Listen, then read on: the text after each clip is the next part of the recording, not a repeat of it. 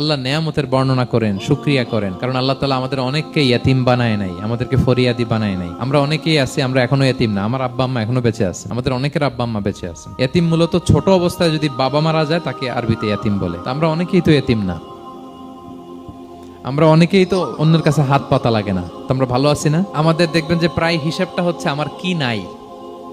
আমাদের হিসাবটা কি কি নাই, কি যে আছে এটার হিসাব করে কুলানো যাবে না। ঠিক যেই মুহূর্তে এখানে বসে আমরা এই চমৎকার ইফতারি নিয়ে বসে আছি, ঠিক একই মুহূর্তে দেখবেন হসপিটালের আইসিইউতে শুয়ে শুয়ে কাতরাচ্ছে অনেকে। ঠিক এই মুহূর্তে কিডনি ডায়ালিসিস চলতেছে, দেখছেন? কিডনি পেশেন্ট এদিকে ছিদ্র করে ব্লাড সব বের হয়ে রিফাইনিং হয়ে আরেক দিক দিয়ে ঢুকে। ওর চিৎকার শুনলে, বার্ন ইউনিটে গেছেন কখনো?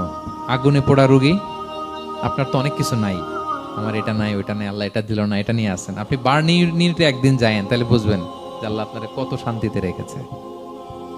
না খেয়ে কয় রাত কাটিয়েছি আমরা, বলেন তো? কত লোক বাড়ি ভাড়া পরিশোধ করতে পারে না, ঋণের বোঝায় জর্জরিত, দুরারোগ্য ব্যাধিতে আক্রান্ত, ক্যান্সারের লাস্ট স্টেজে। তাদের সাথে একটু দেখা করেন, ফোর্থ স্টেজে চলে আসছে ক্যান্সার পেশেন্ট।